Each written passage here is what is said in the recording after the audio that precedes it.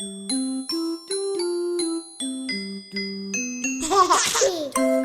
informed, be inspired.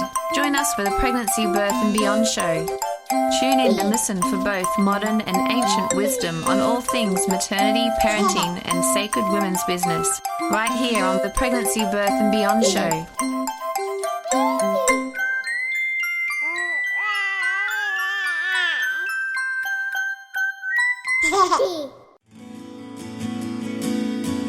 Welcome to Pregnancy, Birth and Beyond, presented by 99.9 Bay FM and going across Australia on the Community Radio Network. We honour a woman's right to choice, her body, her baby and their birth. We hope to inspire and inform you, our sisterhood and families, through the thresholds of birth and your unique journey to parenthood. And you're here with me, Sally Cusack. In this episode, we're going to focus on how we can have a say in our health services and bring about change for the better. We'll be focusing on our maternity services, but much of this information actually relates to the delivery of all healthcare. We may feel as individuals that it's hard to effect change, but the stories in this episode show how one woman can start a tidal wave of action in her local community.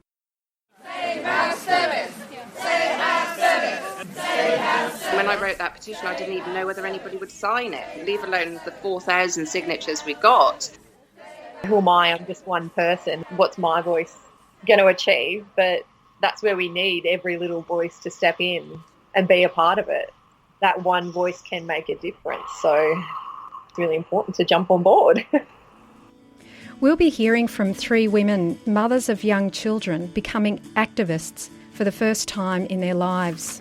Their activism is to bring their local birthing services in line with national policies and latest research so that they and the families of their regions can access the safest form of care.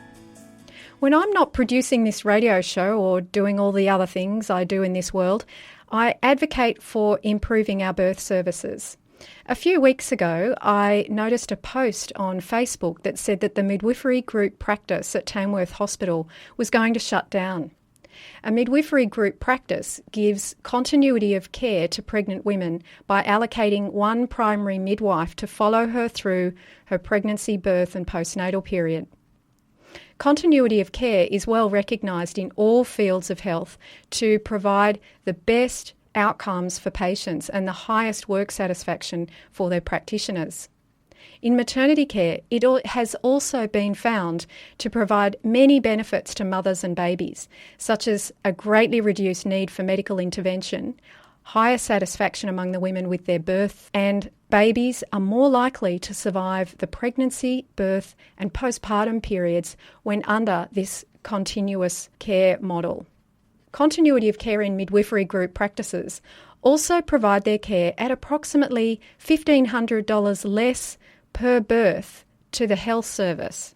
This model of care is also recommended by national and state level maternity policies. So it was pretty disappointing to learn of this impending closure of the midwifery group practice at Tamworth. I became aware that our MGP was to be put on hiatus through an article in our local paper. So as someone who was due to be a participant in the program, I was immediately concerned about the future of my care and, of course, what would happen for the families in our community that should be receiving this type of care as well. That's Samantha Wibberley, a mum of two young girls and pregnant with her third child. So I called one of the midwives to see what I could find out about the situation and was put in touch with another two women that wanted to save the service.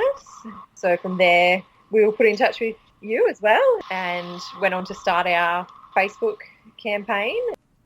Social media is crucial to these campaigns getting off the ground, as they can raise community awareness and can be used to organise people into action so easily. In the case of the Tamworth women, just a couple of weeks ago they created an open Facebook group called Friends of Tamworth Maternity Services. Look them up. Now, the reason given for the closure at Tamworth was that over time the team of midwives in the midwifery group practice had reduced to just 3, when they in fact needed 6 in order to cater for their annual leave and other staff requirements through the year. The other reason, though, that I see in closures like this is that there is a lack of understanding and support for this model of care at the senior levels of management over the traditional model of care that is already provided by maternity services. I mentioned earlier that continuity of care is the recommended model of care that state and national policies recommend, such as our National Maternity Services Plan of 2010. Disappointingly, though, after 7 years of this campaign, still only 8% of women have access to it. Conventional maternity care is that which we're all familiar with. It's provided by a team of midwives in an obstetric model where women see different carers throughout their pregnancy, birth, and in the postnatal period. Even though this model doesn't deliver the positive results that continuity does, it is the only model available to 90% of women in Australia. Making the change to continuity does mean doing things differently for health services. And without supportive, understanding management at all levels, the service will simply default back to the traditional model, which is what we saw playing out in Tamworth. And this isn't an unusual case. Unfortunately, there's a trend of closure of all maternity services, including midwifery group practices, across this country.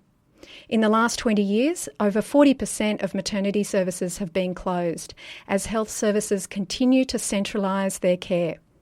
This places women and babies in rural and regional areas at particular risk. One such example is the complete lack of birthing services at Burke Hospital, forcing the women of that region to travel over 5 hours down to Dubbo to give birth. Sometimes, though, the right mix of outrage and vision in the community turns this tide around, as we hear from Murwillumbah mum Rachel Bryant, who was integral to the saving of the birth services at Murwillumbah Hospital when they were closed suddenly 2 years ago. Well, I had 3 babies in MGP and I was already very passionate about that style of care. My 3rd baby was born in Murwillumbah and I'd built up a great relationship with my midwife. It was when she rang me to say that the service was in trouble that I first got involved. And I think you remember, Sally, that time was completely crazy. I wrote a petition that ended up with us having a rally. There was a media frenzy. And ultimately, that was when you and I managed to get a meeting with the LHD and the health execs. And I think at that point was when we officially became consumer representatives and were appointed onto the steering committee. Rachel is administrator of the Facebook group Friends of Murwillumbah Birth Centre, if you would like to learn more about the campaign to save the birth service there, which was successful about 18 months ago. It was closed for about 5 months, but the community there managed to get the service back up and running. Facebook groups such as Friends of Murwillumbah Birth Centre are a key way for community members to stay connected with the wider community and to build support for birth services. A further backdrop to all of this is that over the past couple of decades, our health services are now obliged to abide by national safety and quality in healthcare standards. So there's 10 different standards and they're all targeted at different areas in the health system that have caused the most harm. That's Melissa Fox, who's the CEO of Health Consumers Queensland. So there's some that are about patient identification, some around medication management, falls prevention. But we have Standard 2, partnering with consumers, which is aimed at increasing the requirement for health services to partner with consumers and the community in how they design, deliver, monitor and evaluate health services. Here's some more from Melissa Fox about why engagement with consumers is so important. We have to be involved in designing both our own healthcare but also in designing the wider system because then the health system is really going to meet our needs and we're the ones that actually fund it, whether it's through tax dollars or private health funds or our quite substantial out-of-pocket costs. So if we have a say in what that looks like, in who provides our care, in what it feels like to us, so that it's both clinically safe and feels safe to us, then we're going to experience better health outcomes. So engaging and in fact partnering with health consumers is now recognised as being the safest way to deliver quality care by health services. There are health consumer organisations like Health Consumers Queensland in every state. For instance, we have Health Consumers New South Wales. These organisations represent the interests of health consumers and their carers, and also support the work of health consumers by offering training and providing opportunities for their voices to be heard. In recognition of Standard 2, local health districts around Australia have committees that include members of the community to give advice about the best way to deliver their care. More from Melissa on this point.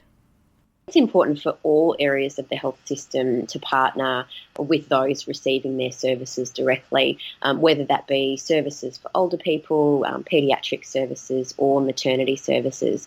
So there needs to be mechanisms to engage with those populations specifically, and not just mechanisms that might suit the health service. So say a 3 p.m. meeting where mothers with small children are expected to attend a meeting at the hospital at the same time as school pickup and pay out-of-pocket costs for parking, but perhaps going out to community locations where those mothers already are at a time of the day that suits them.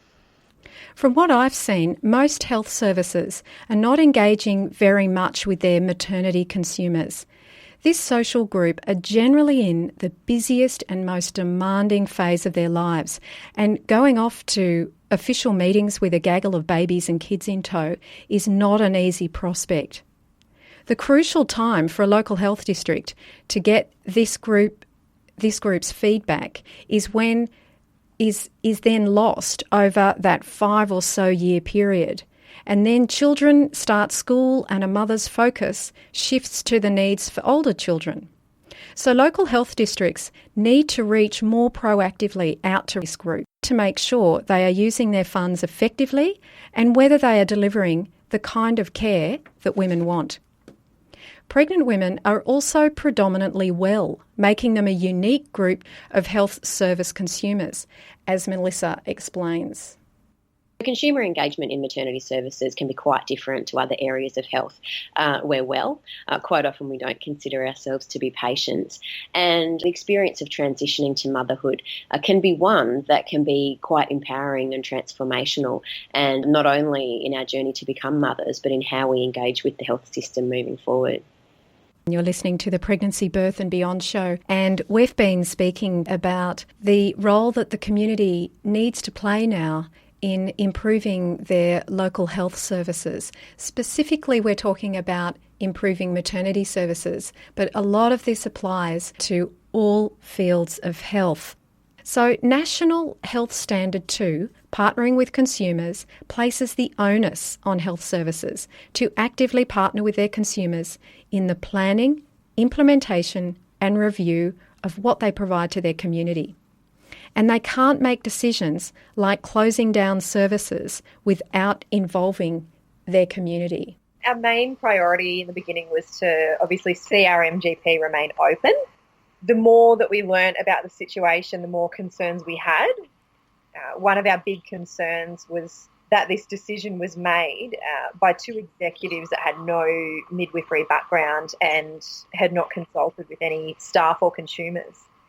So establishing a committee that partnered with the consumers as well to make these decisions became a big priority. We wanted the community to have a voice and we want them to have a say in the type of care that they receive. That's Samantha Wibberley again from Tamworth, a mum who is part of a brand new campaign to save the midwifery group practice at Tamworth Hospital, which is a model of care that delivers continuity of care for a woman through her pregnancy, birth and postnatal period. The good news to share in this campaign is that Samantha and her extensive group of supporters, there are now nearly 900 members on their Facebook group, have managed to achieve willingness on the part of the local health district to formally partner with them to make future decisions about their service. Hopefully this will lead to the reopening of their midwifery group practice and the involvement in improving their conventional hospital maternity care as well.